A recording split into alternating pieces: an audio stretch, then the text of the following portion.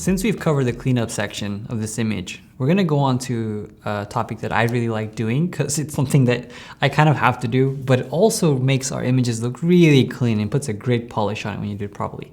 That is dodging and burning. If you're not familiar with dodging and burning, it's the step where we use to even out a lot of micro transitions. Let me just show you what that means instead of talking about it.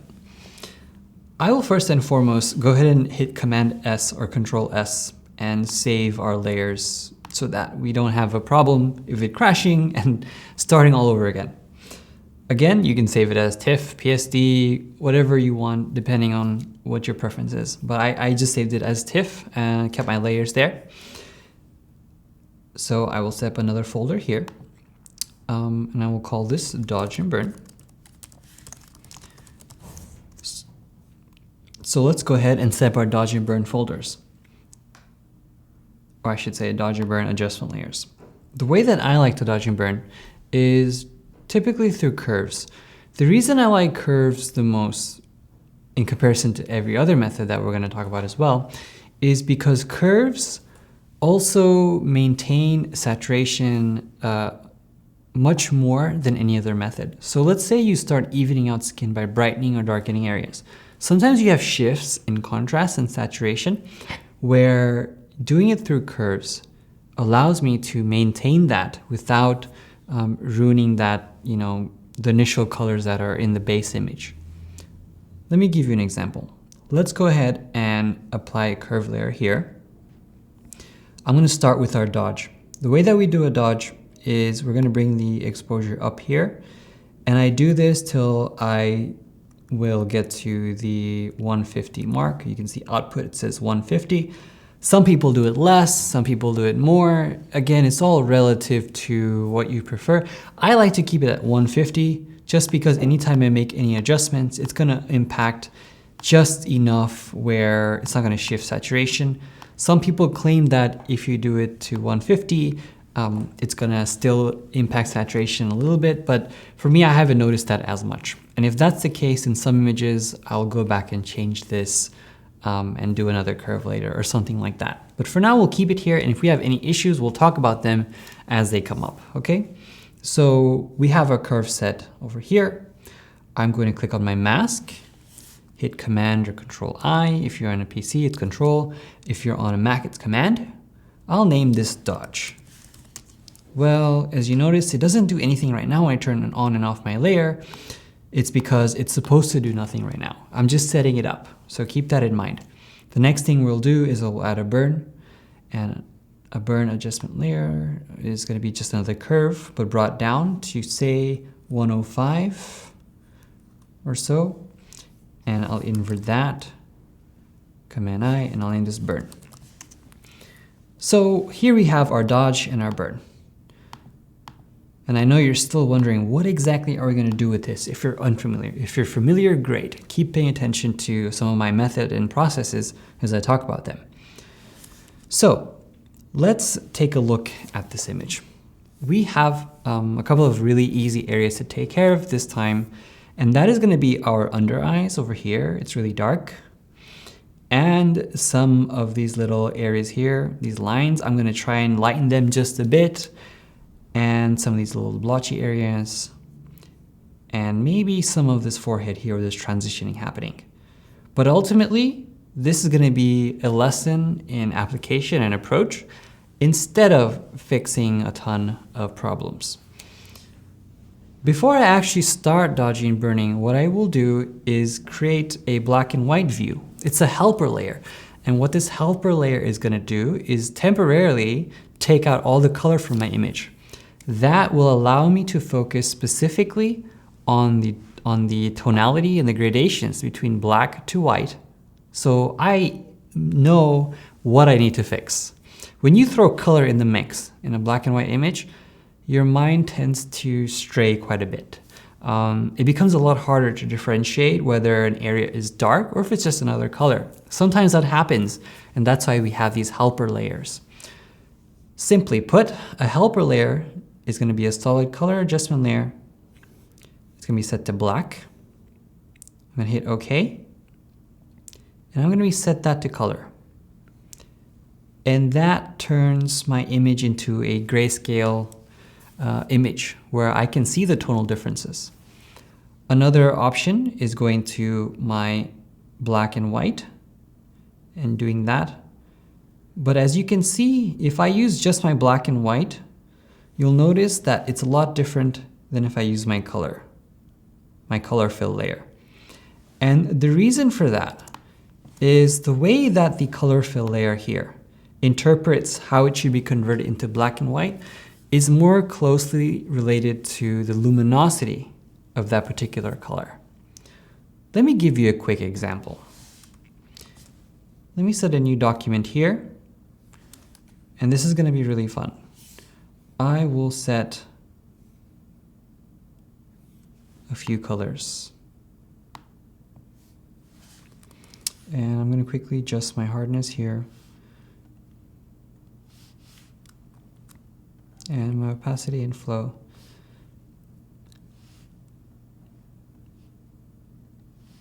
And just quickly go in and select a few colors that are differing in saturation and brightness and how our eye perceives different shades. All right, so let's pick maybe a pink, fuchsia, magenta, whatever you want to call it. And maybe one more, which is going to be yellow.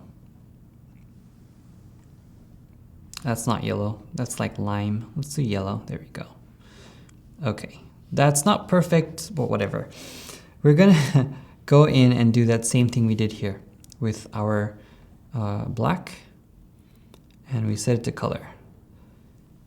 If I turn this on and off, there's one thing that I want you to pay attention to, and it's the fact that the yellow itself is the brightest color visually.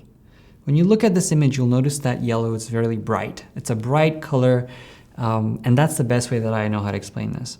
When I learned this and first was taught this concept, I was really blown away, and I saw a lot of people start using this a lot more, and by no means do I ever take credit for finding this out, but the fact that discovering this was something that changed my workflow quite a bit. And I think it's important to talk about this because a lot of people still use the black and white adjustment layer. And as you can see here, when I turn the black and white adjustment layer on and off, the yellow itself, when it comes to tonality, seems to show the colors that are a lot more closer to each other than they actually are. Yellow shouldn't be that dark when it comes to visual representation. So you can see also that when you look at blue or green and cyan or blue, whatever you want to call it, it's close. You can see that purple, even though it's a dark color, visually it's a light color, and yellow's a darker color than the purple, even though that's not the case visually speaking. But when I turn on my color fill layer, you can see the differentiation between shades or tones is much more accurate when it comes to luminosity. So that's why I end up picking my color fill layer over the black and white. So let's turn those two off, and I'll exit this really quickly and go into my image. And again, same principle. When I use my black and white, it's going to be different than my color fill. You can see when I turn the color fill on, the lip shade, the background, some of the skin tones are more accurately reflected. When I turn this bottom one on, it nulls the top one, so don't worry about that. I'm just showing you the difference. So you can see this is the black and white view with the black and white adjustment layer. And when I do just the color fill layer, you can see the difference. So that's why I use that as my helper layer. So I'll keep those three on here, my color fill, my dodge, and burn. Now that we have that set up and out of the way, you can see that our first process and order of operation is we're going to be dodging. So let's zoom out and take a look at some of the problem areas that we are facing in this particular image. And you'll notice that, as we mentioned in our game plan, which is really important, is that we have these under eye areas that are really annoying, and I kind of want to lighten them up. Not 100%. I don't want to make it look like she's a mannequin. I want to keep her real, but I want to lessen that impact. So I'll click on my mask. I'll click on my regular brush. When I dodge and burn, I always keep my hardness at 0%. And my brush size with Q and W will change. My flow will go back to 1%. And I'm going to rotate here. I'm going to rotate on its side. And I'm going to rotate on its side because I like working in vertical strokes instead of horizontal ones. It's easier on the hand. When you look at your hand, when you can see the way that your hand pivots up and down, it's a lot more stable. It's like a stabilizer, right? And if you go left and right, it becomes a lot harder to work on just because your wrist is at a particular position where it's not as comfortable. And for me, my hand likes to pivot up and down instead of left and right. So that's just my personal preference. I know a lot of people who don't rotate, and that's fine as well. So I'll take my brush and make sure that I'm on my mask and the mask is highlighted. And I'm gonna simply go in and cover this like so. And you see when I turn it on and off, it lightens it up just enough where it's not as obvious. And I'll do the same here.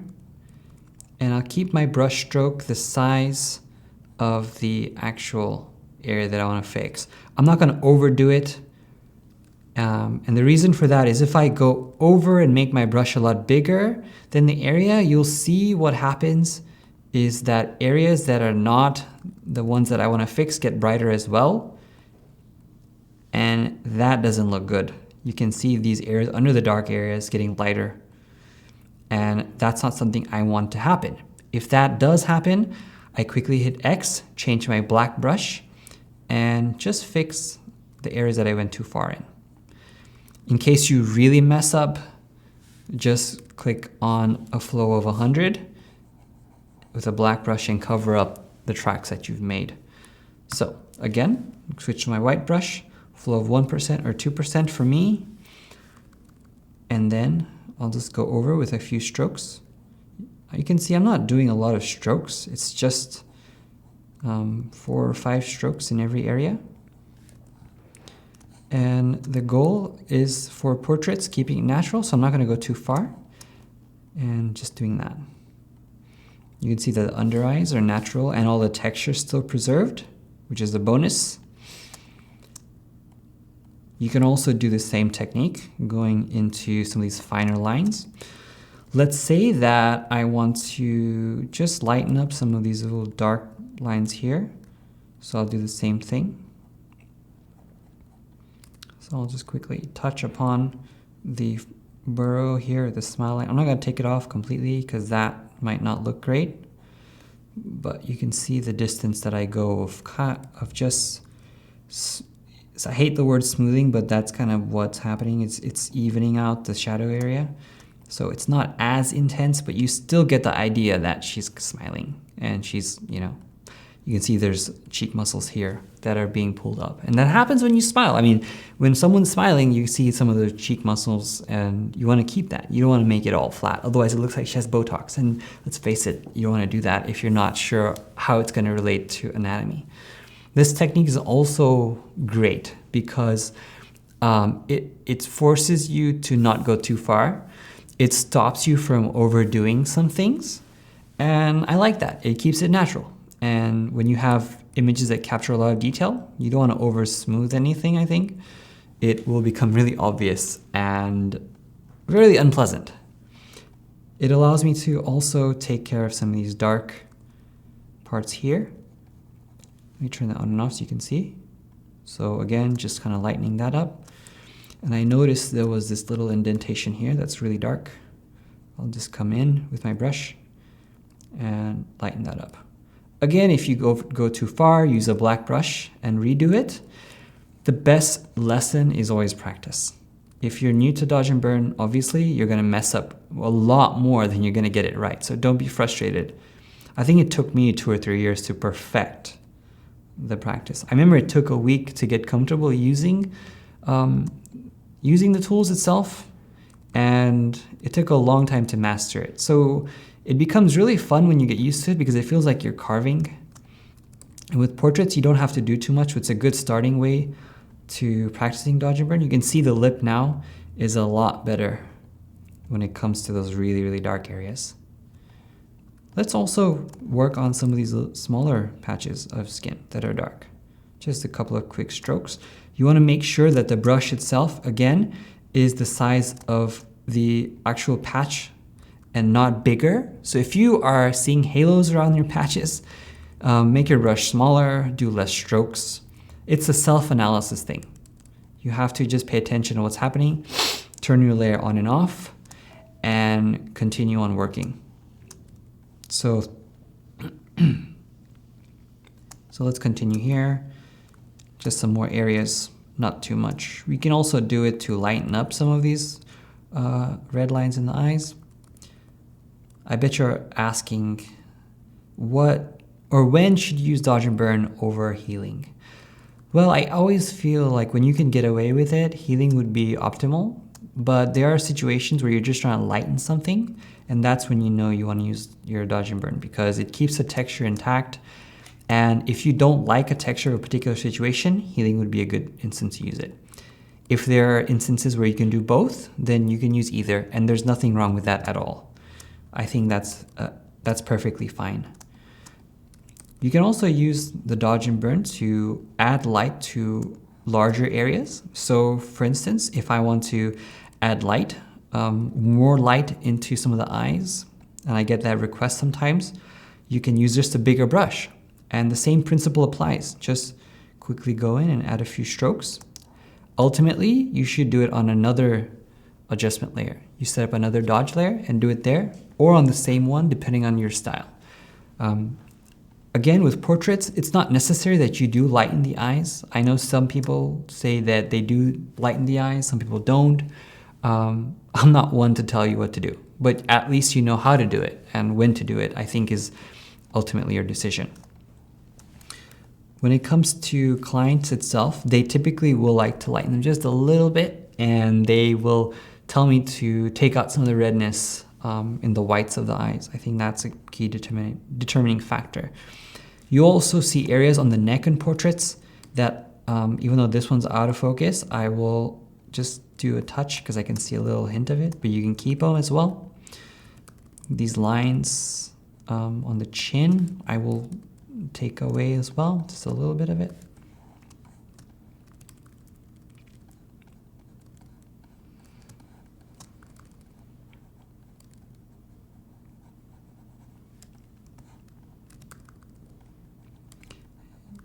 And over here on the sides. You can also do the same thing in case you have any issues with the eyeshadow.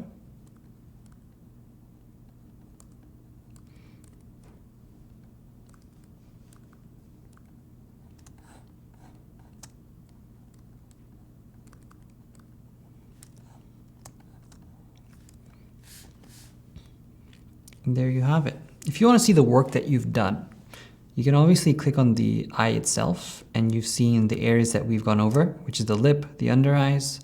You can see the sides of the mouth, and the eyes itself. You can also click on Option or Alt and click on your mask, and you see some of the work that we've done on the mask itself. When it comes to the burning stage over here, I don't always use them. Sometimes I only use dodge. But the burning stage is the inverse effect. If there are any areas that need to be filled in that are too bright, I will use it there. Maybe here under the eye at the bottom where you see some of the glow. You could do that if you want to taper that down. And over here, you can see some of that being filled in. You can see that there are tiny little white patches on the top of the eyebrow, or I should say in the eyeshadow itself. So I'm going to go in and quickly fill that in with my brush, and I turn that on and off. You can see just little hints of that. It's not really noticeable, but I'm just essentially giving you ideas on what to do with it. So let's take a look at what we have here. I'm going to turn off my color fill layer. And as I turn off my dodge, you can see that the under eyes are nicely filled in. You can see that some of the sides of her mouth are really nicely touched up, not overdone. And we're going for a really clean and classic look in this example.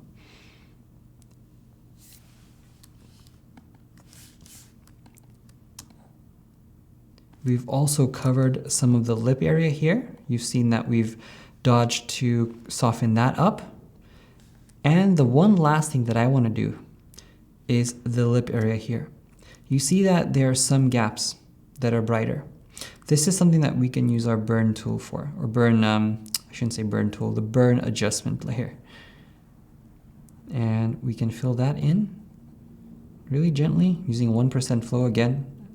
That's my technique. I know some people who use a smaller curve and just a higher flow, depending on your style. I think for me, this works the best because it's quick.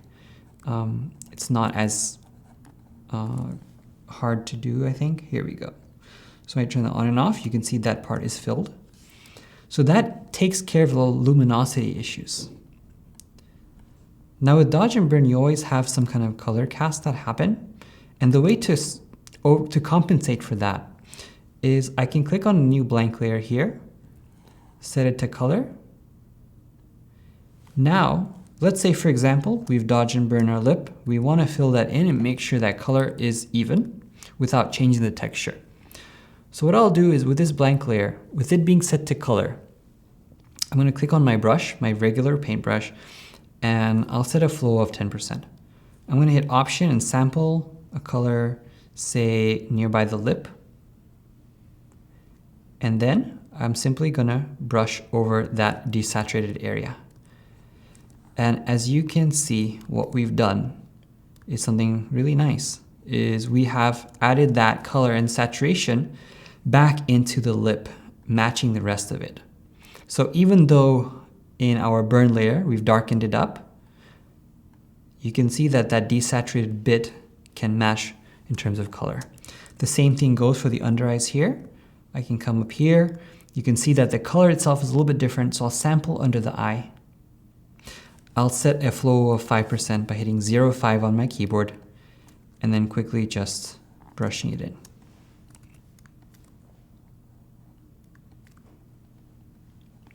And what that tends to do is it just adds some of that color back into the under eye that would initially be there if it was lighter, matching the skin from every portion. The same thing can be done with variations over the skin tone. So if I see red collarbones, I can fix that by sampling and quickly just painting.